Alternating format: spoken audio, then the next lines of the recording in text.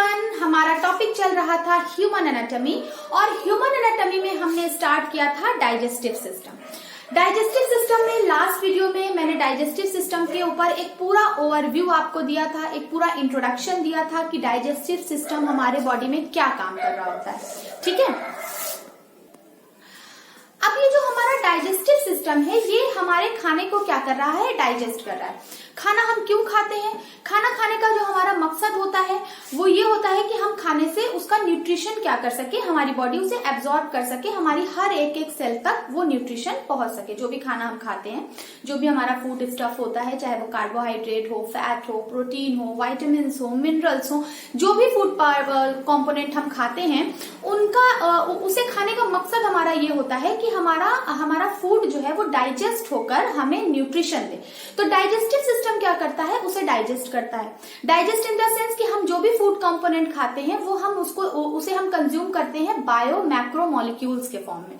Bio macro molecules क्या होते हैं? इतने बिग साइज के होते हैं, इतने बड़े होते हैं कि हमारी बॉडी उसको इतने बड़े मॉलिक्यूल को कंज्यूम नहीं कर सकती, हमारा ब्लड उसे कैरी नहीं कर सकता। इसके लिए जरूरत क्या पड़ेगी? उस बड़े मॉलिक्यूल्स को छोटे छोटे पार्ट में सिंपलर फॉर्म में, फिर सिंपलर फॉर्म से उसे सिंपलेस्ट फॉर्म में लाना पड़ेगा। तो डाइजेस्टिव सिस्टम क्या करता है, हमारे फूड पार्टिकल का केमिकल और फिजिकल दोनों तरह से उसका ब्रेक डाउन करता है और इस तरह से उसे ब्रेक कर देता है कि वो अपने सिंपलेस्ट फॉर्म में आकर इस मतलब ऐसा हो जाता है कि हमारी बॉडी उसको इजिली कंज्यूम कर सके। ठीक है, तो ये सब हम लोगों ने पिछली वीडियो में बात कर ली थी। आज हम लोग देखेंगे कि हमारे डाइजेस्टिव सिस्टम का जो पार्ट है, अलग अलग पार्ट के अंदर कौन कौन से ऑर्गन हमारे एसोसिएटेड हैं और कौन कौन सी ग्लैंड एसोसिएटेड हैं, उन ग्लैंड से क्या चीजें सिक्रीट हो रही हैं, कौन सा केमिकल सिक्रीट हो रहा है जो डाइजेशन में हेल्प कर रहा है।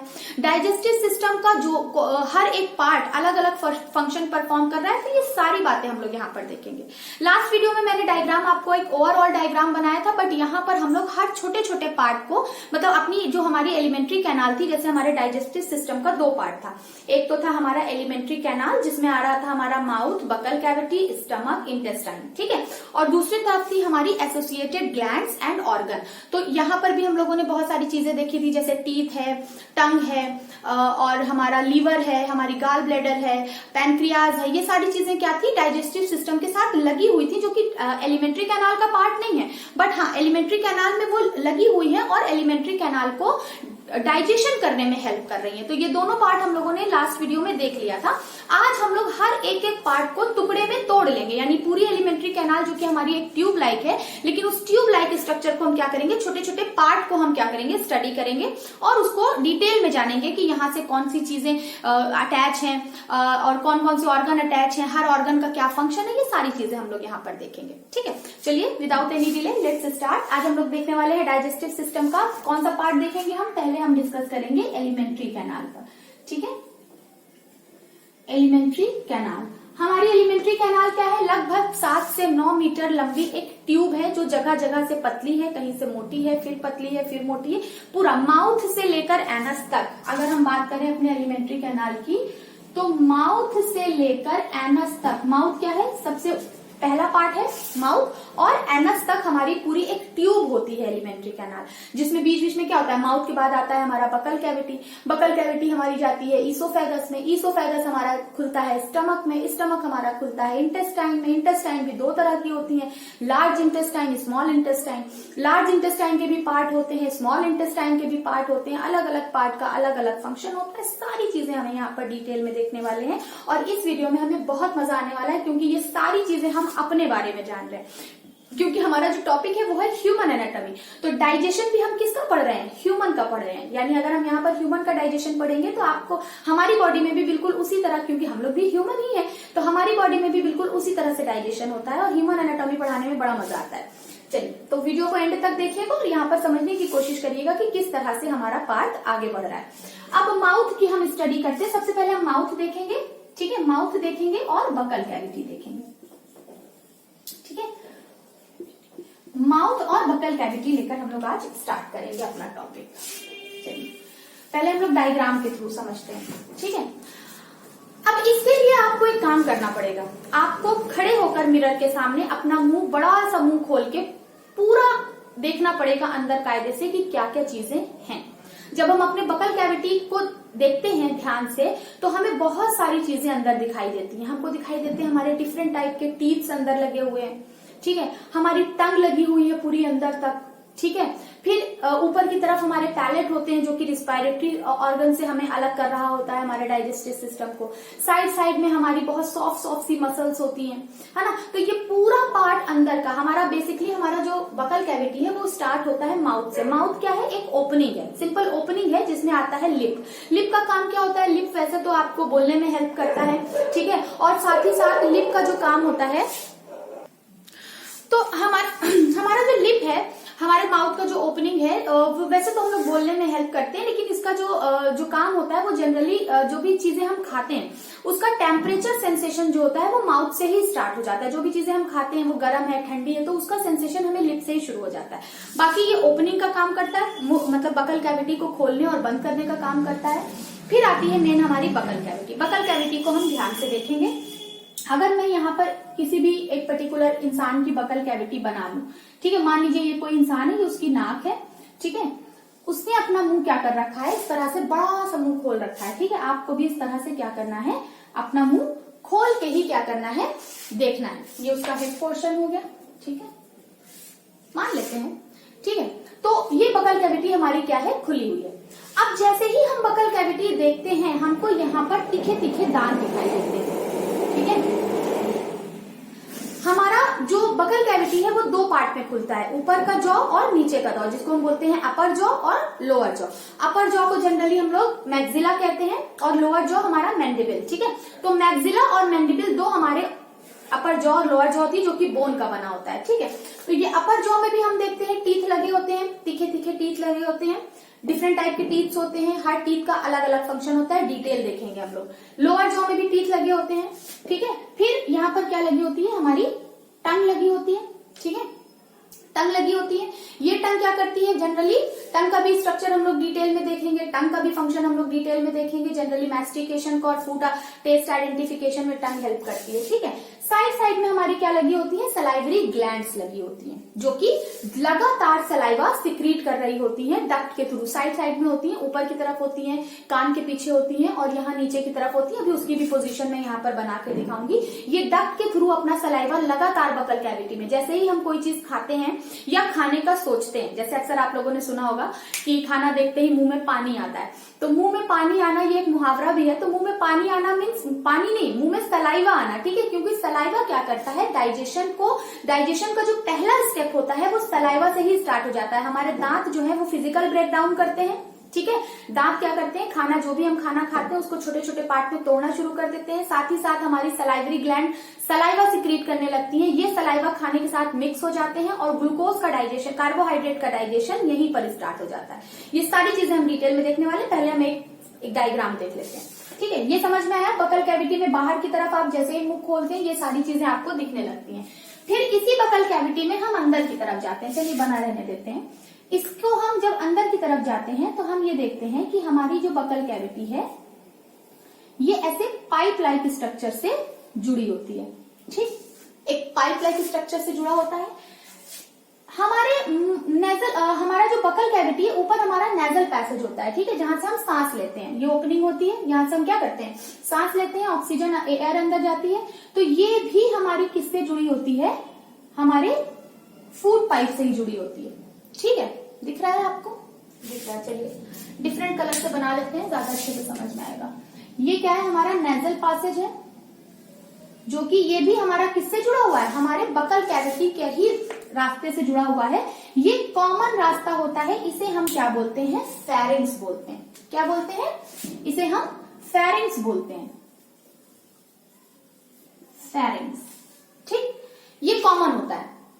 फेरिंग्स जो होता है, अब देखिए, अब क्योंकि हमारा जो बकल कैविटी है, खाना भी यहीं से जाना है और हवा भी यहीं से आना है, दोनों आकर क्या हो जाती है, एक जगह पर मिक्स हो जाती हैं। तो जब कभी भी हम खाना खाते हैं, ठीक है, जब हम खाना खाते हैं तो हमारा जो नेजल पैसेज है वो बंद हो जाता है। अगर ऐसा ना हो तो क्या हो, हम खाना खाएं और पता चला कि हमारा जो खाना है वो हमारे फूड पाइप के बजाय कहाँ चला गया, हमारे विंड पाइप में चला गया। तो खाना अगर विंड पाइप में चला जाएगा बड़ी दिक्कत हो जाएगी, फिर हम सांस कैसे लेंगे, क्योंकि विंड पाइप का काम तो डाइजेशन है नहीं। तो विंड पाइप में वो जाकर खाना क्या हो जाएगा, अटक जाएगा। हम सांस नहीं ले पाएंगे। इसलिए यहाँ पर हमारा नेजल पैसेज जो है एक फ्लैप लाइक स्ट्रक्चर होता है, जिससे ये वो फ्लैप लाइक आप जब आप अपनी बकल कैविटी देखेंगे मिरर में तो आप देखेंगे ऐसे छोटा सा एक पोर्शन लटकता रहता है, ठीक है, जिसको हम क्या बोलते हैं, व्यूला बोलते हैं, ठीक है। ये व्यूला ऐसे लटक रहा होता है, जो कि जब हम खाना सोलो करते हैं, खाना निगलते हैं, तो ये ऊपर जाकर क्या कर देता है, इस रास्ते को ब्लॉक कर देता है और खाना हमारा सीधा कहाँ जाता है, फूड पाइप में, क्योंकि यहाँ पर आगे क्या होगा, ये बकल कैविटी आगे कहाँ जाएगी, फूड पाइप में जाएगी। अब ये फूड पाइप भी यहाँ पर क्या होता है, ये फूड पाइप होता है, यहाँ से हमारा ये क्या है, पीछे से हमारी क्या आ रही है, विंड पाइप आ रही है।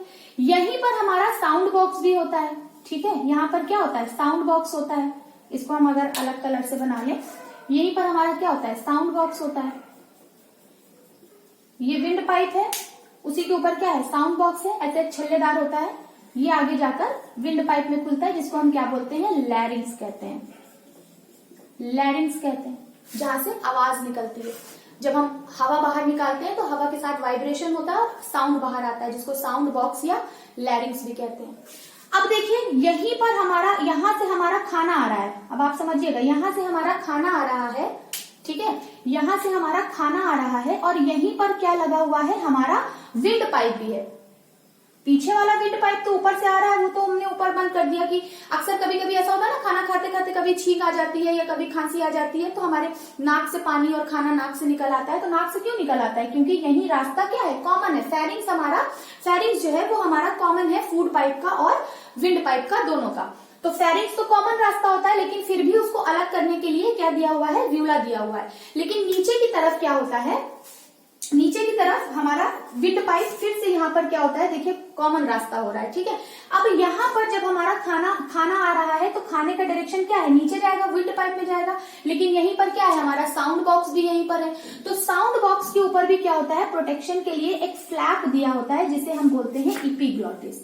क्या बोलते हैं, इपीग्लॉटिस, इपीग्लॉटिस बोलते हैं, जो कि क्या करता है, जब हम, अब देखिए इपीग्लॉटिस, ये हमारे, देखिए हमारी जो विंड पाइप होती है वो हर वक्त खुली होती है, ठीक है, क्योंकि भाई हमें सांस तो हर वक्त लेना है ना, तो हमारी विंड पाइप हर वक्त, हमारा वॉइस विंड पाइप जो है वो खुला रहता है। लेकिन फूड पाइप क्या होता है, जब हम खाना खाते हैं तब खुलता है, ठीक है। तो यहाँ पर जो हमारा लैरिंग्स है, ये क्या है, ये साउंड बॉक्स है, ये जब हम बोलना चाहते हैं तब ये खुलता है, ठीक है। तो ये, और ऐसे क्या होता है, ये बंद रहता है। तो इसको फ्लैप लाइक स्ट्रक्चर होता है, जिसे कहते हैं इपीग्लॉटिस। इपीग्लॉटिस क्या कर रहा है, हमारे साउंड बॉक्स को कवर कर रहा है, कि जब हम खाना खाएं तो खाना हमारा इसोफेगस में ही जाए, हमारे लैरिंग्स में ना जाए, ठीक है, साउंड बॉक्स में ना जाए। अक्सर आप लोग ने सुना होगा, बड़े लोग जो होते हैं वो कहते हैं, हमारे बड़े बुजुर्ग जो होते हैं वो कहते हैं कि खाना खाते वक्त हमें बात नहीं करनी चाहिए। क्यों बात नहीं करनी चाहिए, क्योंकि जब हम खाना खाएंगे और खाना खाते वक्त जब हम बोलेंगे तो हमारा ये इपीग्लॉटिस क्या हो जाएगा, बोलने के लिए हमें प्रेशर लगाना पड़ेगा, साउंड बाहर निकालने के लिए। तो ये इपीग्लॉटिस क्या हो जाएगा, खुल जाएगा। और मे भी अगर ऐसा हो जाए कि खाना हमारे साउंड बॉक्स में चला जाता है, तो लगातार हमें क्या आने लगती है, खांसी आने लगती है, तो जिसकी वजह से खाना अटक सकता है। और कभी कभी ये प्रॉब्लम बहुत सीवियर हो जाती है तो डेथ भी हो सकती है। तो हमें बहुत केयरफुल रहना है। ये बात सही है कि खाना खाते वक्त बहुत ज्यादा बात नहीं करनी चाहिए। तो ये तो फिर ये तो स्ट्रक्चर हो गया हमारे बकल कैविटी का, ठीक है। अब बकल कैविटी में आप देख रहे हैं इतनी सारी चीजें। अब बकल कैविटी में हम आगे बढ़ते हैं, आगे की तरफ जब हम बढ़ते हैं तो ये फूड पाइप हमारा क्या हो जाता है, लंबा हो जाता है, जिसे हम कहते हैं ईसोफेगस। क्या कहते हैं, ईसोफेगस कहते हैं।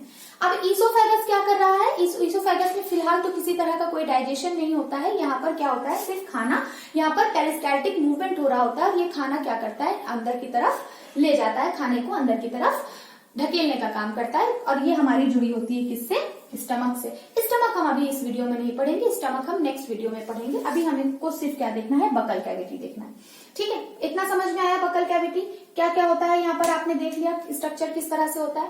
फिर हमारी आपने देखा कि यहाँ पर क्या लगी होती है, टंग लगी होती है, ठीक है। अब हमारा हमने क्या पीस हो गया, यहाँ पर हमारी जो सलाइवरी ग्लैंड्स होती हैं। अब देखिए जो सलाइवरी ग्लैंड्स होती है उसके लिए मैं फिर से अलग से एक बना लेती हूँ, ठीक है।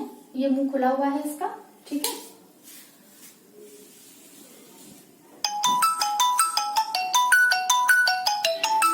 अब यहाँ पर ये देखते हैं, ये हमारा खुला हुआ है, ठीक है। फिर यहाँ पर क्या है, ये हमारा बकल कैविटी है, ये आगे जा रहा है विंड पाइप में, ठीक है। अब हमने आपको बताया कि जो हमारी सलाइवरी ग्लैंड होती हैं वो 3 पेयर्स ऑफ सलाइवरी ग्लैंड होती हैं, ठीक है। 3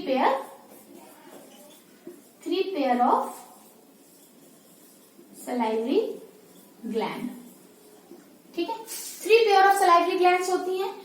एक तो हमारी होती है कान के पास, अलग कलर से बना लेते हैं। एक होती है हमारी कान के पास, ठीक है, जैसे इधर होती है वैसे इधर भी होती है। दूसरी होती है हमारे टंग के नीचे, ठीक है, यहां पर होती है, यहां पर हमारी टंग होगी, ठीक है, उसके नीचे होगी। और तीसरी होती है हमारी लोअर जॉ में, जो कि क्या कर रही होती है, लगातार डक्ट के थ्रू अपना सलाइवा बकल कैविटी में सिक्रीट कर रही होती है, ठीक है। इतनी बात समझ में आई।